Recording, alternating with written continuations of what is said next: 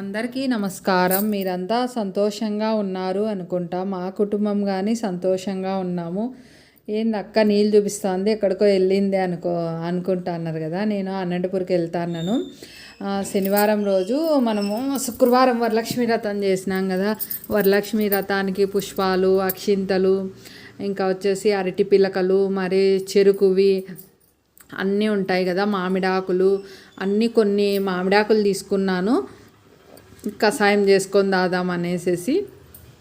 మరి ఇంక వచ్చేసేసి ఇంక అన్నీ గంగలో అట్లే మాకు ధర్మవరంలో కానీ చెరువు చాలా పెద్దగా ఉందిలేండి. నేను ఎప్పుడైనా పోయినప్పుడు చూపిస్తాను. ఇంకా అదే దారిలో ఇంకా నీళ్ళు కానీ అక్కడ వంక అంటారు దీన్ని. ఆ వంకలో ఇంక అట్లే నిమజ్జనం చేసేసి వెళ్దాంలే అనేసి అనుకున్నాను. ఇంకా పసుపు, కుంకుమ, పుష్పాలు అమ్మవారికి తీసుకున్న. ఫస్ట్ చెప్పులు వదిలేసేసి అమ్మకి నమస్కారం చేసుకొని గంగాదేవికి, ఆ గంగాదేవి లేనిది, గాలిదేవులు లేనిది మనం లేండి. ఫస్ట్ అమ్మకు పసుపు, కుంకుమ, పుష్పము సమర్పించేసేసి తర్వాత ఇంకా పూలు కవర్లో తీసిపోయినాను. పుష్పాలన్నీ, అరటి పిలకలు అన్నీ వేసేసినాను. అందరూ వచ్చేసేసి మీకు చూపిస్తా చూడండి. అందరూ కవర్లతో పాటి, సంచులతో పాటి నదిలోకి వేసేసినారు. ఇట్లా నదుల్లోకి వేయడం వల్ల అది కుళ్ళి అనారోగ్యాలు మనకే వస్తాయి.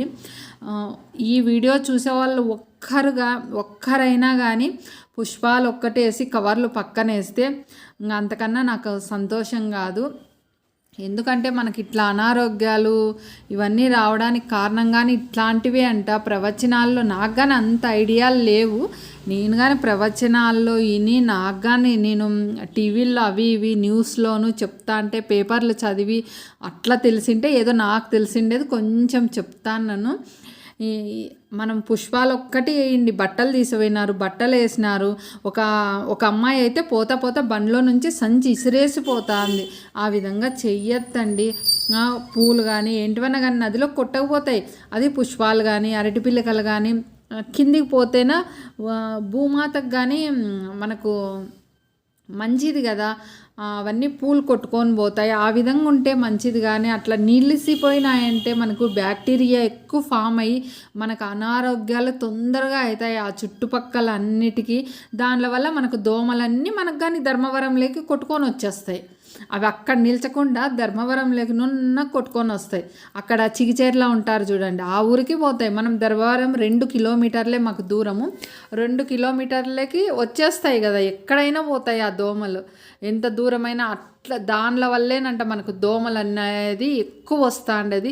అప్పుడు వాళ్ళకి వచ్చేసేసి ఇట్లా ఇంత మనకు పూజలు లేవు, ఇన్ని పూలు తీసేది లేదు, అవన్నీ లేవు.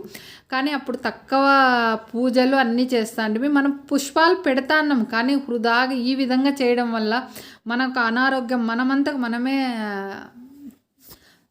తెచ్చుకుంటామనేసి పెద్దలు చెప్తా అంటారు. ఇదైతే నిజం కదా నేను చెప్పింది. కానీ నేను అనంతపూర్కి ఎందుకు వచ్చినానంటే మా చెల్లెలు వాళ్ళు వచ్చేసి ప్రతి సంవత్సరము ఈమె వచ్చేసి చూసినే నన్నే మాట్లాడిస్తా అండి. మా చెల్లి వాళ్ళ అత్త ప్రతి సంవత్సరము శ్రావణ మాసంలో మా చెల్లెలు వాళ్ళు అన్నదమ్ములు ఇద్దరు అన్నదమ్ములు, మా మరిది తమ్ముడు ఇద్దరు, వాళ్ళు వచ్చేసి ఒక్క సంవత్సరం వీళ్ళు 5 మంది ఒడిబియ్యం పోస్తారు.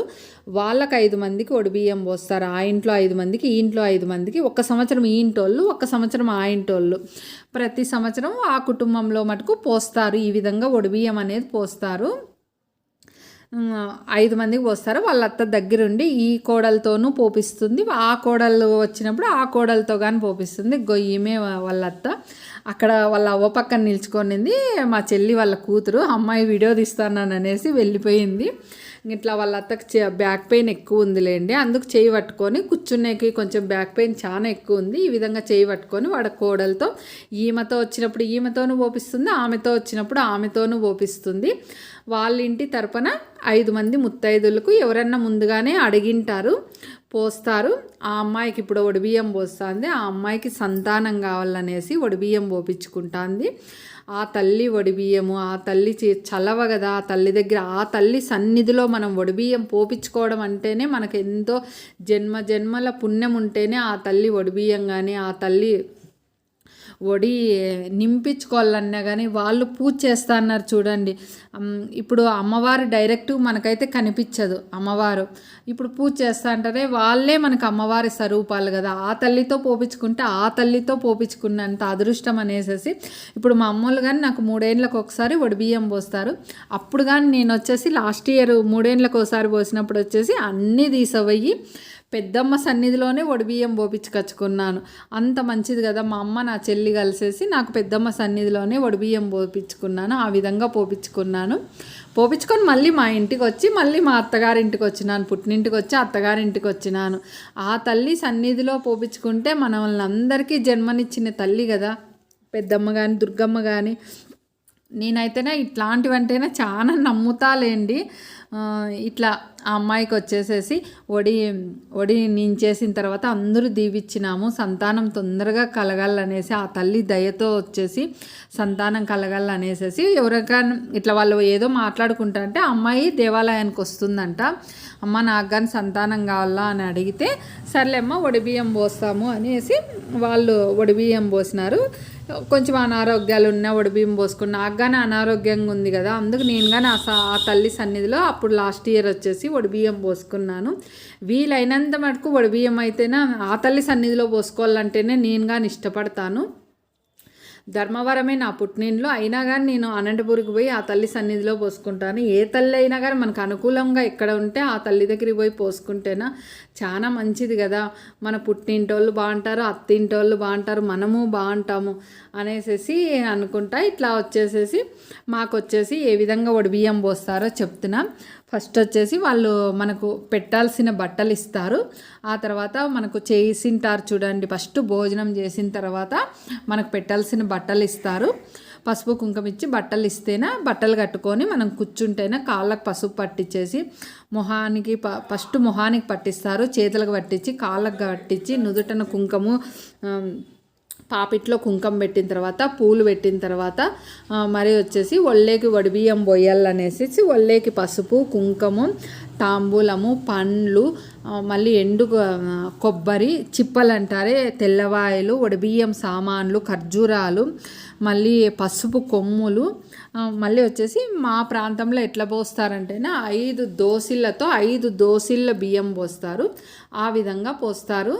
మరి వచ్చేసి అందరికీ అయిపోయాక మా చెల్లి నాకు ఇచ్చింది, నేను మా చెల్లికి ఇచ్చి వాళ్ళ అత్త పాదాలకు కానీ నమస్కారం చేసుకున్నాము. ఇద్దరం పోయినప్పుడల్లా చేసుకుంటానులేండి. పెద్దవాళ్ళకి నమస్కారం అంటేనా నేను కంపల్సరీగా చేసుకుంటాను. ఈ విధంగా చేసుకుంటే వాళ్ళ దీవెనలతో మనం చేసిన కొంచెం పాపం పోయి ఆ జన్మలో ఏం చేసుకున్నాను ఈ జన్మలో కొంచెం ఆరోగ్యం కుదుటపడల్ల తల్లి అనేసి కోరుకుంటాను. నేనైతేనా ఆ విధంగా కోరుకుంటాను.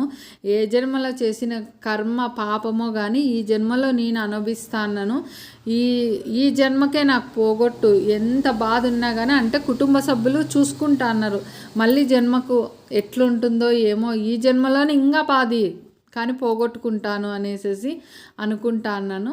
ఈ విధంగా అందరికీ వడిబియ్యం అయినాక అంతా అష్టలక్ష్మిలు, అసలు లక్ష్మి కళ అంతా ఆడే ఉన్నట్లుంది. బాగా అందరూ కాళ్ళకు పసుపు పట్టించుకున్నారు, నుదుటన కుంకుమ పూలు బాగా కలర్స్ అయితే చీరలు ఎల్లో కలర్ ఆ విధంగా ఉన్నాయి, అన్నీ బాగున్నాయి. అమ్మవారి పాదాల మీద పెట్టి చీరలు వడిబియ్యం పోస్తారు. ఈ తల్లి చల్లని దీవెనలు మనందరి పైన ఉండాల. అందరినీ పిల్ల పాపలను అందరినీ చల్లగా కాపాడాలనేసి అందరము కోరుకున్నాం. నాతో పాటు మీరు కానీ ఇప్పుడు అమ్మవారి దర్శనం చేసుకుంటారు కదా, కోరుకోండి. అందరం అదే కోరుకున్నాము. ఇంకా వచ్చేసేసి మా అమ్మకి నేను కానీ వడిబియ్యం తీసపోయినాను, వడిబియ్యం పెడతా అన్నాను. ఈ విధంగా వడిబియ్యం పెట్టేసేసి ఇంకా వాళ్ళందరినీ ఇంటికి వదిలిపెట్టే వచ్చింది మా చెల్లి పోయేసి. ఇంకా అమ్మకు వచ్చేసి వడిబియ్యం పెట్టినాక నాన్నను కానీ ఫోన్ చేసినాము. నేను మా శ్రీవారు మా నాన్న అందరం వెళ్ళినాము. మా నాన్న అమ్మని పిలుచుకొని పోతాలే అనేసి, ఒకవేళ నాన్నకు వీలు కాకుంటే మేము వదిలిపెట్టేసి మా ఇంటికి పోదామనుకున్నాం. కానీ మా నాన్నగాని వచ్చినాడు. అందరం భోంచేసుకొని ఈ విధంగా మనం వడిబియ్యం పెట్టినాక మనకు మన ఇంట్లో వడిబియ్యం పెడతాం కదా, అప్పుడు వచ్చేసేసి వాళ్ళు 5 సార్లు పెడతారు. అది మళ్ళీ తిరిగి పోస్తాము. మన ఒళ్ళో ఏది ఉంటే వాళ్ళ ఒడిలో చేతికి ఏది వస్తే అది కానీ పెట్టినారంటేనా అంత మంచి జరుగుతుందంట. నాకేం పెట్టిందంటే మా అమ్మ బెల్లం వచ్చింది. మా అమ్మకి ఇట్లా చేయి పెడతానే బెల్లం వచ్చింది. అందరూ వచ్చేసి చాలా సంతోషపడినారు. బెల్లము రావడం అంటే బంగారమే పెట్టడం అంట.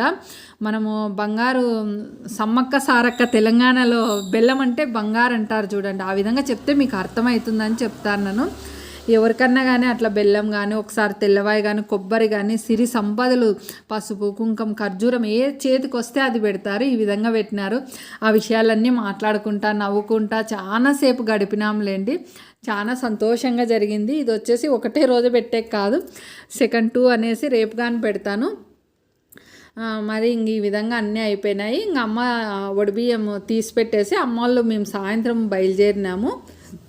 అన్ని దేవాలయంలో పెట్టేసింది.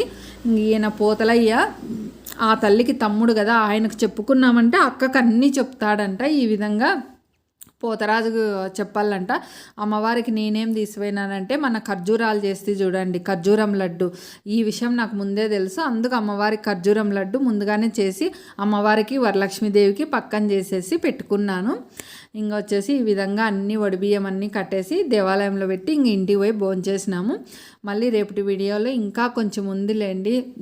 ఆ చల్లని ఆ తల్లి దీవెనలు మనందరి పైన ఉండాలని, ప్రతి ఒక్కరి పైన ఉండాలనేసి కోరుకుంటాను. అందరము కోరుకున్నాము. ఇంక ఇవన్నీ ఇంట్లోకి తీసే వల్ల ఇంక ఆ తల్లి సలివిండి కానీ పెట్టిండేవి మీకు అక్కడ కనిపించినాయి. అవే మరొక